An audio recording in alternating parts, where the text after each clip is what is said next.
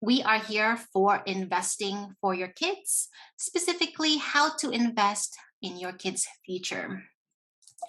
My name is Catherine Agupjan. I founded Sisters for Financial Independence. It's a learning and community platform committed to educating everyone through all stages of life how to manage money better. And I am a financial educator, so all of the information you will receive in this class is for educational purposes. And I say that because personal finance can entail a lot of other working parts. So I do encourage you to look at your financial planning, especially your planning for the investments of your kids, from a holistic approach, including your investment goals, your life goals, and all of those things. I do also encourage you to learn more about some of these options so that you can find the right investment goals and strategies that fit your specific situation. Now, prior to this, I did work in the IT and ad tech field. And part of my goal with Sisters for Fi was to help educate others really on money. And I also have a 2-year-old, and a part of that too is for me to invest in her future, but also along the way, teach her all the ways to invest and make sure that she works towards financial security for today and tomorrow. Now, we are on social media, so if you would like to follow along and learn more money lessons, we do share those across Facebook, Instagram, as well as YouTube. All right, so let's go through and kind of understand, why do you want to invest for your kids? And I'm sure you have a host of many reasons, and I think it's important to revisit many of those reasons. One, because if you have a goal in mind, it helps focus you, your family's finances, your family's goals towards that particular goal.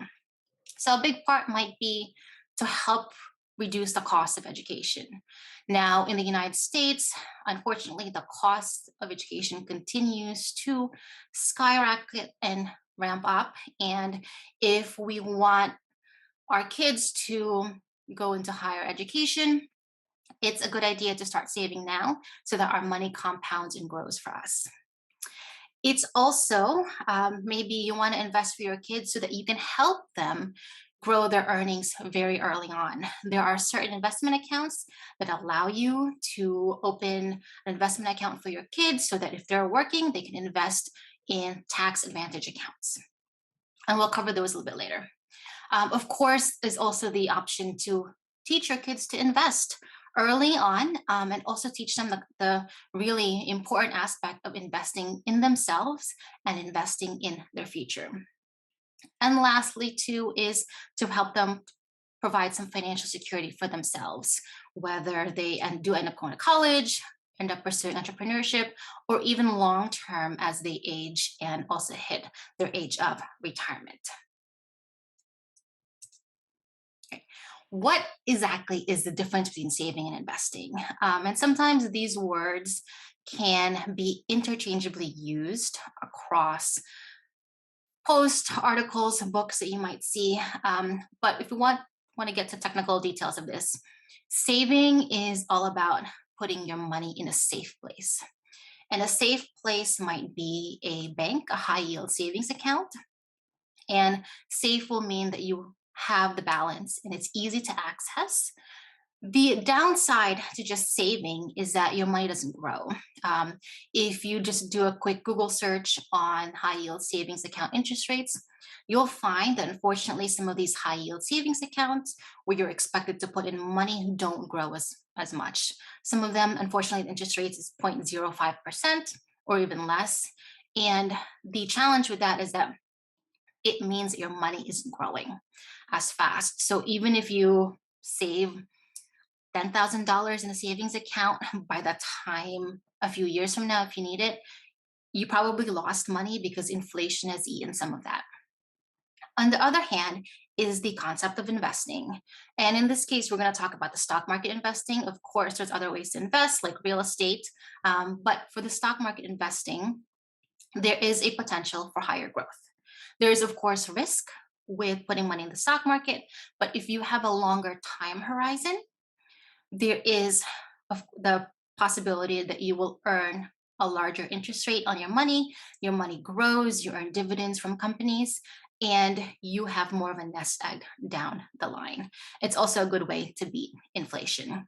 These comparison numbers just provides you how your money can grow between saving and investing. So under saving, if we are to just save $100 a month for 9 years, and it grows at 0.05% at the end of that period, you only have $12,000 and $130, and that's not much. Your money didn't grow as much. But if you look at investing, where you're again still putting the same money in, you have the same total deposits, but your interest and growth is over 6%. Your money now is around $16,589. So that's a few $100 difference because you're investing. And these are small numbers, but they can also get bigger as you go through time, as you put in money for over time, especially as you're early. These numbers can grow over time. So as we go through some of these options for investing for the kids in your life, I also want you to consider some things. One, what's the impact on financial aid? Now, there are some accounts that will actually impact financial aid, and you can look at it two ways. One, you can grow your assets as much as you can early on so that you don't need financial aid. That's one way to consider it. The second way to consider it is that grow enough, but know that some accounts will count higher towards financial aid and reduce aid. So you want to plan ahead so that you know which accounts will do that, and you might need to liquidate some assets to reduce the impact on financial aid. Big thing to consider too is tax treatment. How will the funds, whether you withdraw them, keep them in the accounts, affect by taxes? Because they can eat up your growth too. Of course, you might want to look at early withdrawal penalties too. Like, what if you need to access the money? What are some things that you want to consider for that? And the last thing too is account management. Who manages your account? At what point does it will it transfer to your kid, and will they be ready to do that? What if someone else opens an account on behalf of your children? What happens to that? So something to consider as you walk through all of these accounts. I think the good news is that many of these accounts have a variety of account management options, so you have those options down the line. Now, before I continue with some of the aspects of the different investment options, let's just look into taxation treatment for some of your investments. And really, there's a few ways to look at this. One, you have to understand the status of your money going into an investment account. Has it been taxed already or not? And that can determine how you invest. And then also the status going out. Will it be taxed when you withdraw or not? And what kind of expenses will be tax exempt, where you don't have to pay taxes once you withdraw if you use it to pay for specific things? And those are important factors to keep in mind as you figure out which accounts to use to invest for your kids. Okay, I will pause here just for a second, just to check if there's any questions so far, and I'll also just check if there's any other attendees.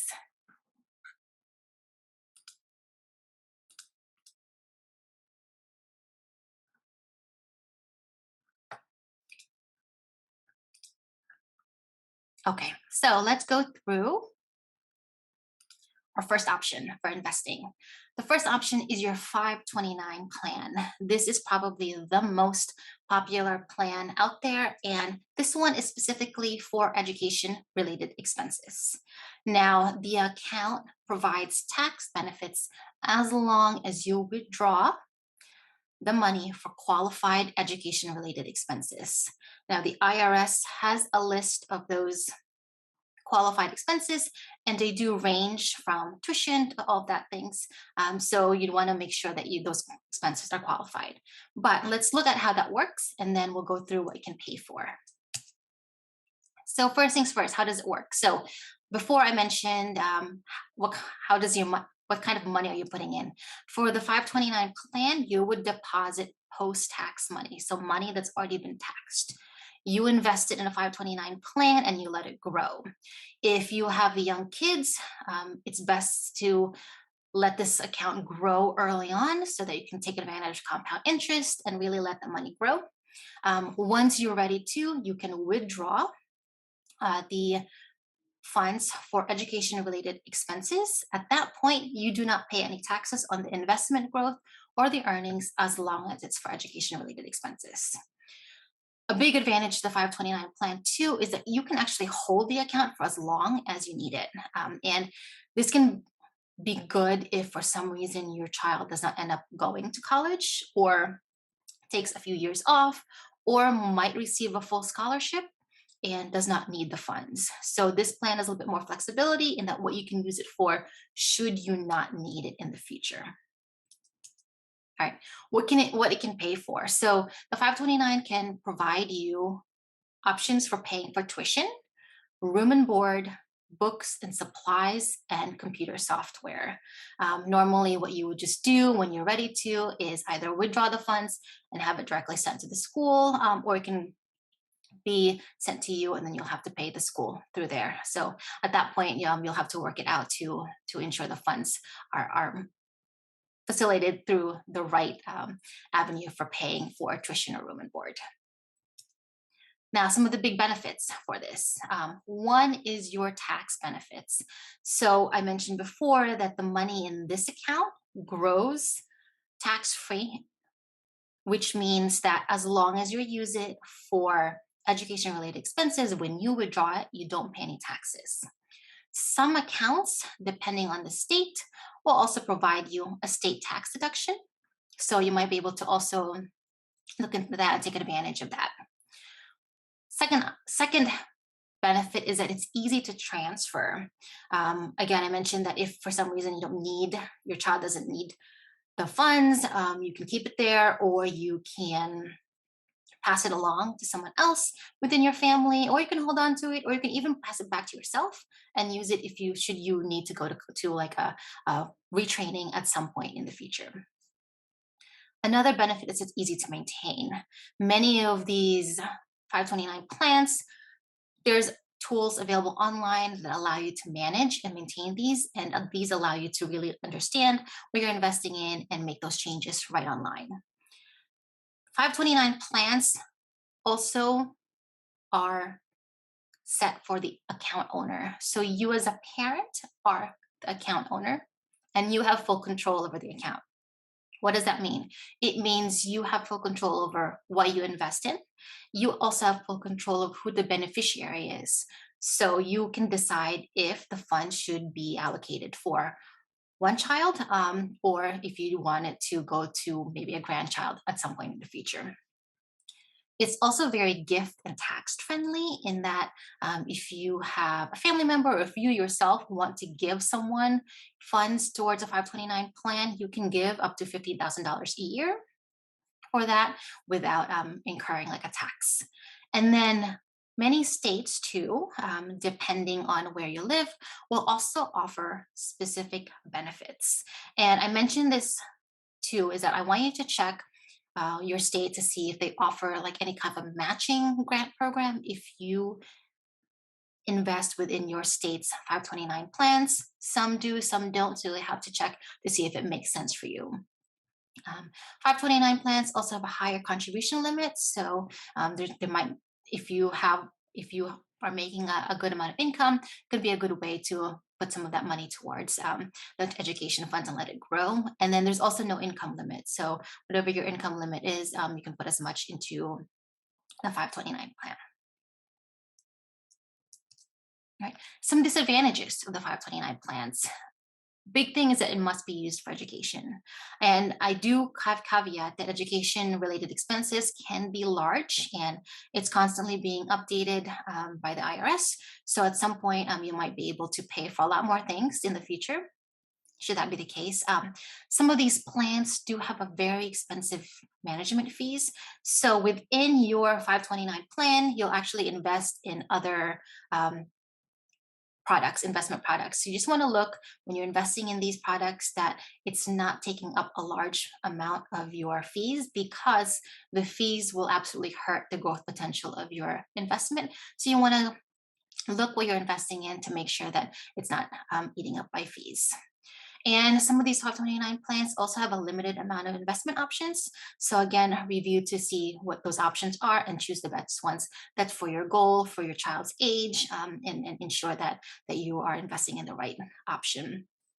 And the disadvantage of the ownership rules is that it's you are the account beneficiary. So an example might be if you can open an account for a child, but you also mean that you have the right to change the beneficiary, to change if the amount goes to the child. So if you decide that I don't think this money should go to this child, you can change that, and other people might feel that, like, hey, I was counting on that money. How can we like work together to make sure that that account beneficiary is changed back to whoever you designate?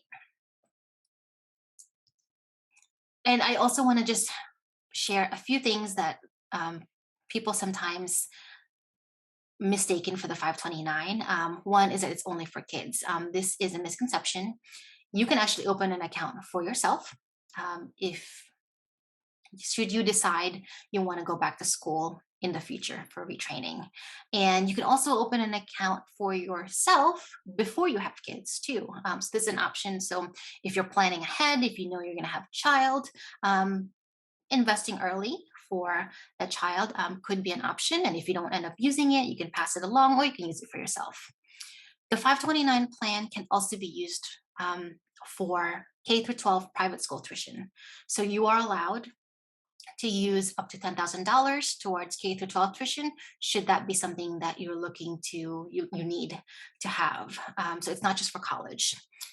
The other part of that that's not just for college is that you can also pay for trade school and vocational school if your child decides not to go through the route of the 4-year college. So that can be very helpful along the line should they decide that I want to go to trade school, and you can still reduce or eliminate student debt by using the 529 funds. And for any money that you don't use, again, you can roll over the funds just to another child. You can change the beneficiary, and you can also kind of use it to pass on from generation to generation if the account, there's still money in the account and you want to keep it in the family. Now, within the 529 plans, I mentioned there's some investment products that you would be putting your money in. And one of these investment products is called the Target Date Fund, or a college target date fund. And within this product, you actually select the year or at the age when your child will go to college. So you might choose, if your child is 10, you might have 8 years to invest. So you might choose a fund that's targeted for 2029. And you have 8 years. And within that, the target date fund, what the target date fund will do is actually invest more in stocks early on. But as the years progress and as you get closer to the college age of around 18, the fund's investments will shift towards more stable investments like bonds to ensure that you have cash on hand to be able to use for college. So this is something that you want to maybe look at to make sure that you are selecting the right date for your kids' education when you choose the target date funds for college. It's still good to look at your portfolio over time because some of these education funds lean very conservative.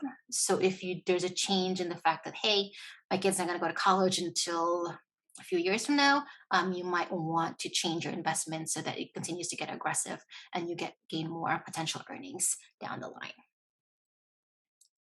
Now, jumping ahead to some point, you're going to file the financial aid. As of today, financial aid is still an important aspect of getting to university and college in the US. The good news is that as of today, the 529 plan counts as a parent's asset and it counts very minimal.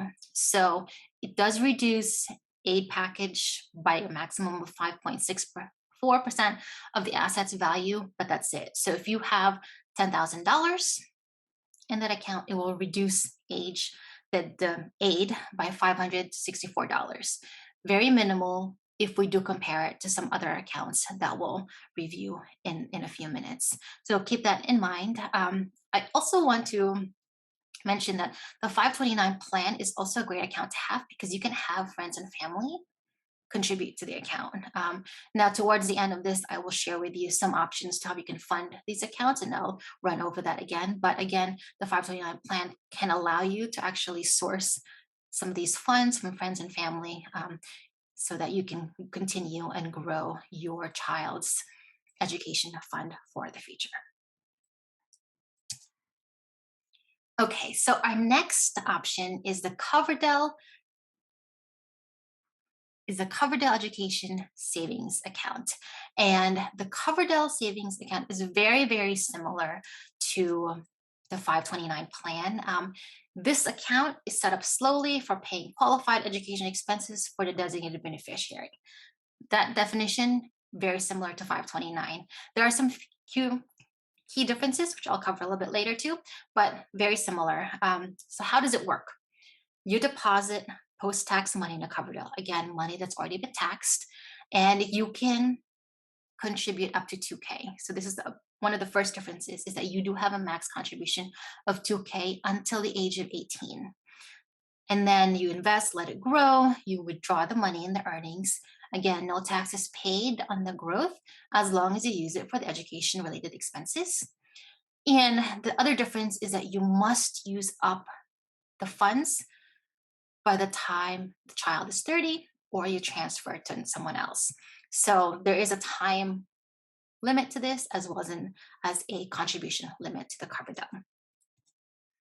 Now, what it can pay for, again, similar to 529, it pays for tuition, K-12 expenses, book supplies, and computer software. And other benefits of the Coverdell is that it does provide some tax benefits, similar to the 529. Again, growth potential, withdrawal without paying for the earnings. It's easy to maintain online. Most of these platforms now provide you online access, so you can see what you're investing in. You do have full control. You are the account owner, so you have full control of the account, and you have a wider investment options. What are the disadvantages? I mentioned the limit contribution of 2K, so you're not able to contribute as much. There are some income limits for this too. For single filers, it's 110,000, and for married couples, it's 220. So you do have an income limit to contribute, and then there is an age limit for opening and withdrawal. So at that point, you must open before 18, and you have to withdraw by 30. What's the impact on financial aid? Again, very similar to 529, counts as parents' assets. 5.64% of the assets value will reduce the aid package down the line. And I just want to focus a little bit on the financial aid of this because many of us might not think about the financial aid aspect of going to college years from now. So, something that you want to think ahead before, perhaps by the time your kids are in freshman year, is to understand like what's the impact of all my assets on financial aid. Do we need financial aid, or can we continue saving and investing and just use what we have to pay for college instead of leaning on financial aid? Okay, let me see. There's a question.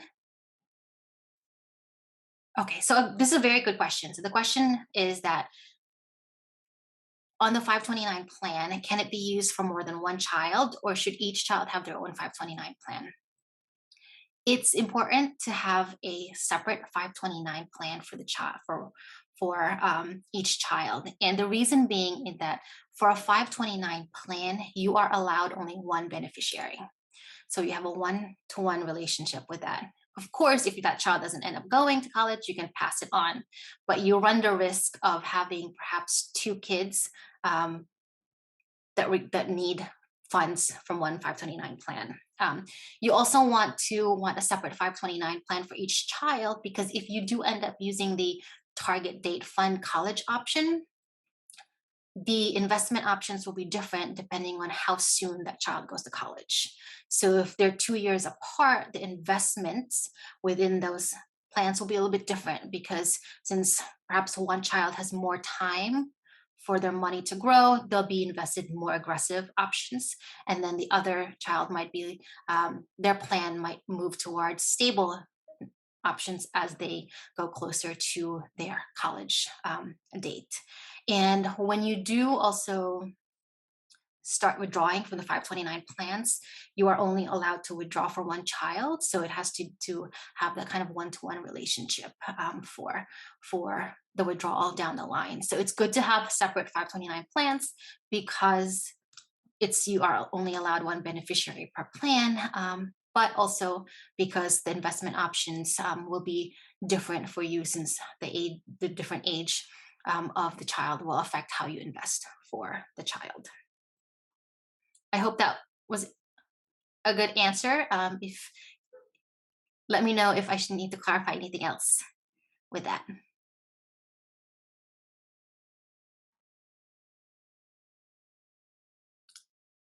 Okay, great. All right, so let's move on to our other option, which is the UTMA or UGMA, or the what I call the Teachable account, and it is long name Uniform Transfers to Minors Act, or Uniform Gift to Minors Act. And it's basically a brokerage account that a custodian, which means you, holds for a minor. Now, this is basically a trust that you as a parent hold and manage for the minor until they turn 18 or 21. Depending on your state, the age of majority might be 18 or 21. But basically, you are the custodian of that account, and it's your responsibility to invest for that minor in a way that benefits them. So this is their account technically. Once they turn 18 or 21, it's theirs. So how does this work? Again, you deposit post-tax money in an UTMA or UGMA. It means your money has already been taxed. You invest and let it grow. And you can let the account stay the way it is. At 18 or 21, your child will gain full access of that account, and you no longer have access to the account. So it's their money, and they can do whatever they want with it. You can, if before they're 18 or 21, you can withdraw the money as long as it's for the benefit of the child. Perhaps you need it for their tuition or other expenses for the child, but you will have to pay taxes on the gains of those investments. And again, the control does transfer to the child once they reach 18 or 21. So prior to that, you might want to make sure that your child understands all of their investment options, so that by the time they get that money, they have a little bit more responsible with the finances there. Some of the benefits is that there's no contribution limits to this. So you can basically invest as much as you want. You can let it grow.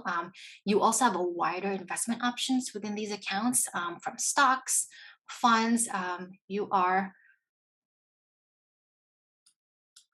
have just a wider options there. And then the account is also easy to maintain, again, online. There's more uses down the line too. So should when the account transfers at 18 or 21, they have that, they can take out the money for whatever reason they need to. Just keep in mind that there will be some tax implications with that. Before the 18 or 21, there is a shared control. So you have full access, and then your child can also have access to the account. So you can look to see what's happening with it, and they can see they're investing as well. And I call it a teachable account too, and I will share why in a little bit. But it's also an opportunity for you to use this account to teach the concept of investing with your kids, so that you share with them early on the benefits of investing and how some of investing in the stock market works. What's the disadvantages here? One is that there's no tax benefits. You put to post-tax in money. When you withdraw, you'll have to pay taxes on the gains. There's also higher impact on financial aid, especially if you withdraw the money to. So this particular account counts as student assets. So you'll need to understand the UTMA or UGMA and how that impacts financial aid. And also, lastly, is that you don't have control after 18 or 21. So if that's a concern, think about like what if this account is right for you.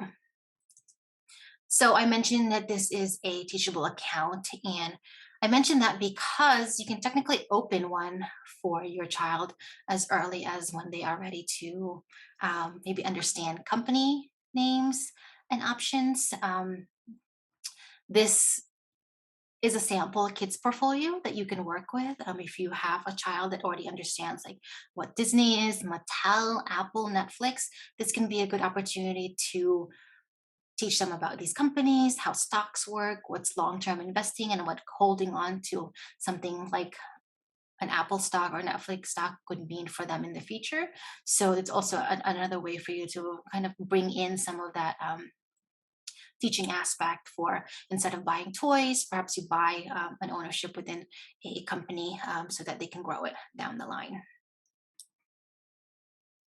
And the impact on financial aid.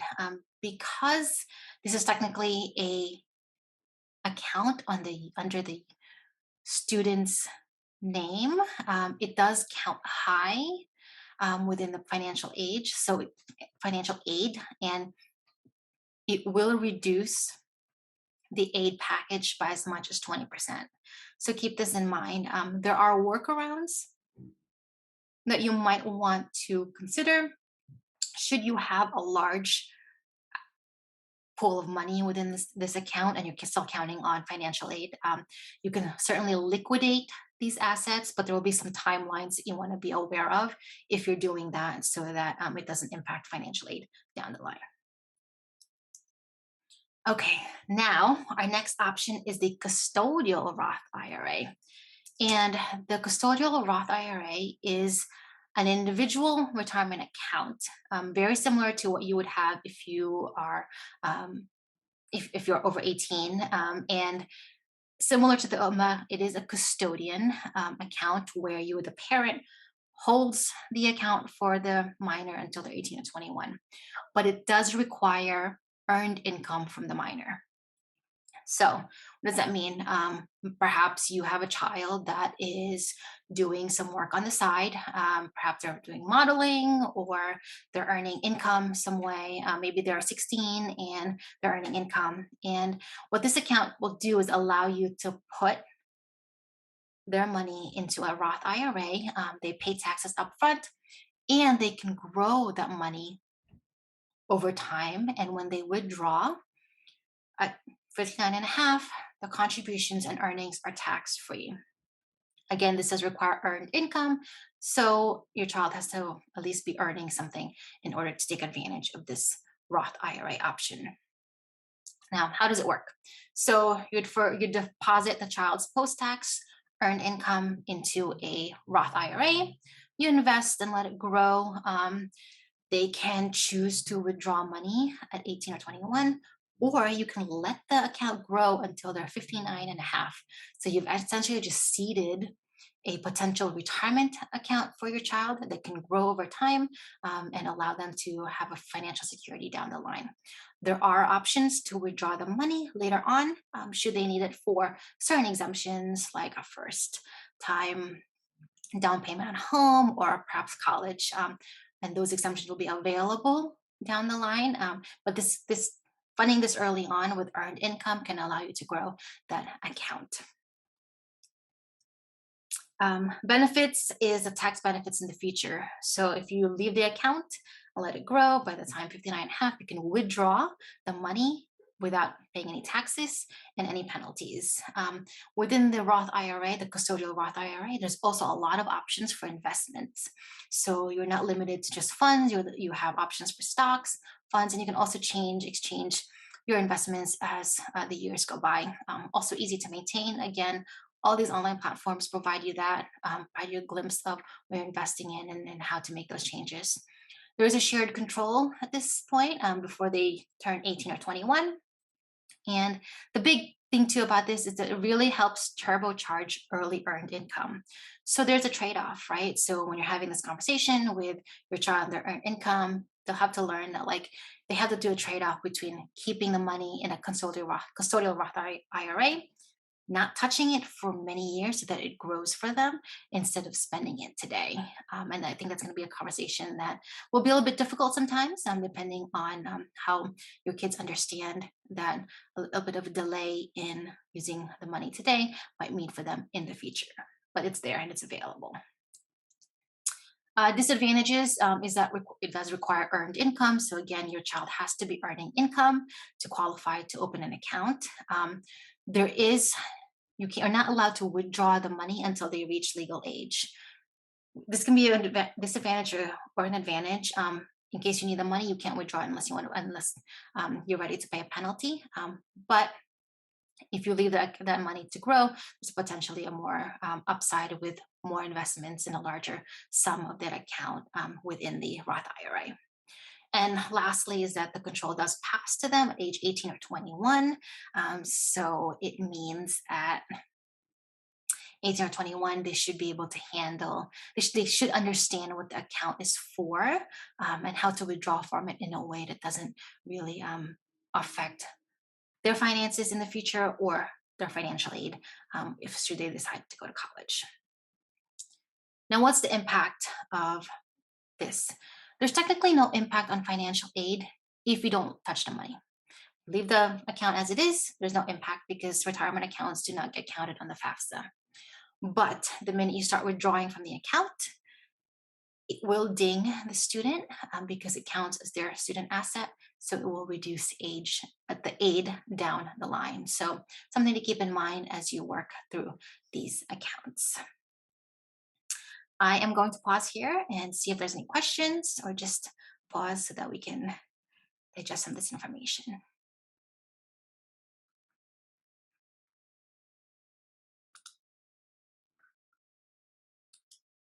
Okay, all right, so let's move on to, I believe this will be the last account that I'll cover, and then we'll do some others. We'll cover some areas of how you can fund some of these accounts.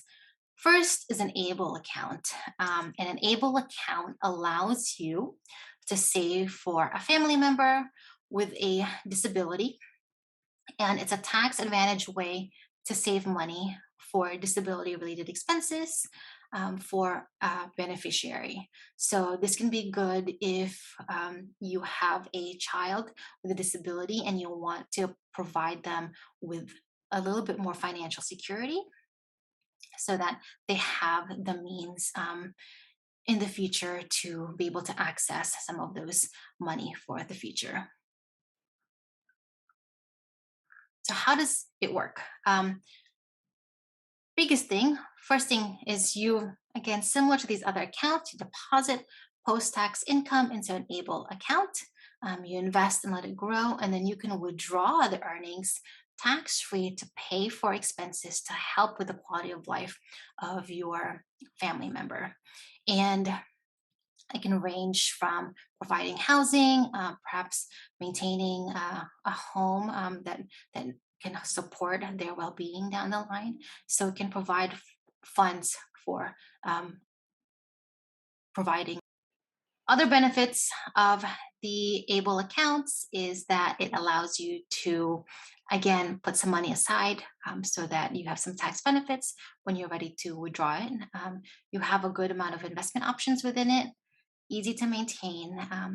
A big benefit of the ABLE account is that the first 100K is exempt from Social Security income.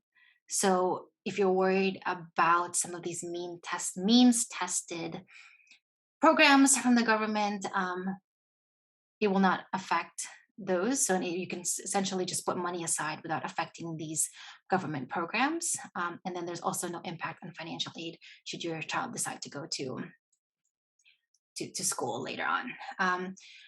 A disadvantage of an ABLE account is that the disability must have been diagnosed by age 26. So that's something that you'll have to consider for in order to open the account. There is a contribution limit of $15,000 per year, and it may require that you consult with a special needs consultant so you understand all of your other options for providing for your child today and in the future. But it's something to understand and know that it exists. Should that's something you want to do to just put money aside for your child. There's I mentioned that there's no impact of financial aid here, so the able accounts do not get counted on the FAFSA. So, how do we fund these accounts? This is the big question that many people wonder: is how do we fund these accounts? Now, my big thing is that like you don't have to start funding these accounts with a large amount of money. If you do, it can help grow the money faster, and at some point, you may not need to actually continue funding the accounts because the earnings will just have grown. But I do recommend that you commit to a dollar amount each for each child for a month or a year so that you have those goals as far as like a monetary goal for contributing to these accounts. You can also commit a percentage of your tax refund should that be the case. The Biden plan from a few months ago has also provided an advanced tax credit. You can also commit a percentage of those child tax credit. It's also might be a good idea to start seeding the idea of having family and friends commit and contribute to these accounts. And that's an ask that might be difficult depending on where you're coming from, but it's something that might you might want to start seeding as far as an idea to let family and friends know that hey, we'd appreciate instead of presents or toys that you contribute to a five the contribute to our college fund instead.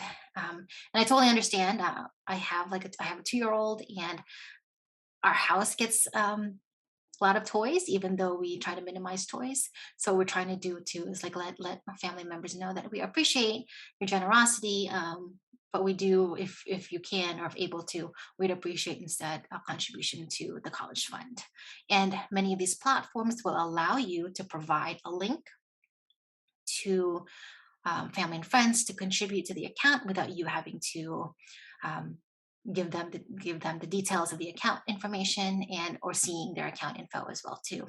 And then it's also automatic in that once you receive those funds, it gets invested right away into your set investment options. And one thing too to keep in mind is check with your state government to see if they have and offer matching programs for opening or funding a 529 plan. I'm in New Jersey, and as of this summer, the New Jersey government just passed a law that allowed the government to match a family's contribution to the 529 plan of New Jersey if they make a certain amount of money each year. So essentially, the government is providing some free money, and there are some restrictions and terms to it, but you can seed that 529 plan early if you take advantage of some of these matching programs. And I believe New York has one too. So again, review what your state offers, see if that's an option for you to start the funding of the 529 plan.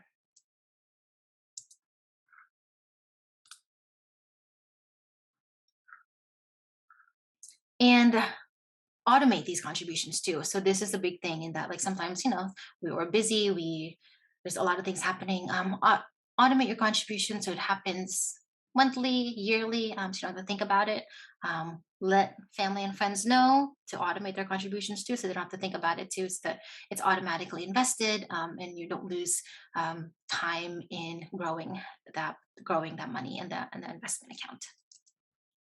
I also recommend that even though some of these accounts are kind of set it and forget it, review your investments at least once a year. Make sure it's still in line with your goals. If your kid somehow ends up wanting to go to college earlier or goes to college earlier or later, you might want to adjust some of your investments so it takes advantage of a longer time frame within the market. Review your fees and expenses too, so that again, your earnings are not eaten up by fees, and then review your investment allocation. I mentioned the college target date funds. Review to see if that still makes sense for you or if you need to continue aggressive with investing for college so that you have, again, more money down the line. This is a little email that you can send to your family and friends about like wanting to get contributions for your 529 plans or other of these investment accounts. I will provide a link when I send the video recap of this class to you, so you can kind of, copy it or use some of the verbiage to let your family and friends know that a gift in an investment account might make more sense today or a few years from now. If you are a giver, so let's put a different hat on and say that you are maybe an aunt, uncle, and you want to gift uh, to these accounts instead. So what you can do is just ask the parent, hey, instead of gifts, I would like to contribute to the college funds of your kids. Could you share with me the URL? And I think most parents would love to see that. You can also, if you have stocks, you can also transfer and gift those, your existing stocks, to the minor in your family. So if you have an Apple stock and you want to let them know, hey, I think you should invest in Apple, you can do that within your brokerage firms. You might also want to consider gifting a gift card for a stock via, there's a company called Stockpile that provides these options. That may be another way for you to gift stock. You could also gift a Roth IRA contribution, meaning you might want to, as long as the child is earning income, you can match their earnings and have the match be put into their Roth IRA contribution. These options are available for you to extend those investment account options, extend the concept of investing, and also, of course, educate your nieces, nephews about the concept of investing and let them know like why you're doing this and then how it works too. Um, these are some companies that you can head to open an account. All of these accounts, Fidelity, Vanguard, T. Rowe Price, are your staples within the investment firms.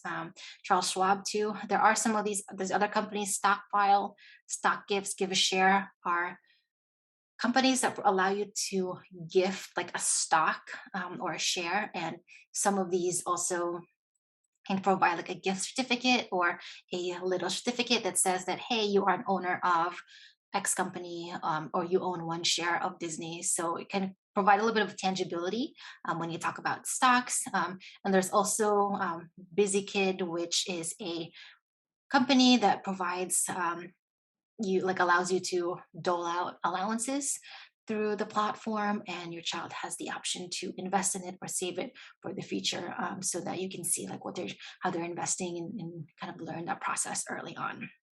A lot of this stuff is also just really lessons and early and lessons for you to teach, for you to learn and transfer that knowledge to. There's a lot of these options, right? These options exist for these accounts provide you a lot of options, and you don't necessarily need to open all of these accounts all at once. And the best thing about these accounts is that you have the opportunity to actually open one account at a certain point, a certain age of your child, and then perhaps open a second one or a third one as your child gets older. There's also the opportunity for you to invest in that knowledge, let that knowledge, investing knowledge, grow over time. So an example of this might be at a newborn stage, you open a 529 account for your child. You let the money grow early on and ramp that up until they're ready to head to college. Age 7, you might open a custodial brokerage account where you can do the teachable option, understand companies, teach them the concept of investing. At age 18, perhaps when they start their first job, you also provide the option of helping them open a custodial Roth IRA where they can put some of their earnings and invest early on. And this also is a learning lesson in that as they grow older, they make their money, that they are automating their investments too and starting early. And then age 18, college, withdraw the funds or use it for whatever purpose they might need at that point in time. And I think the last thing that I will share too is that like No child will come to you years from now and say, I wish you didn't invest for me. I think there will be appreciation for when you start investing. Start small, start today. Lots of options to start small. You don't have to start from a large amount and then grow that over time and work from there.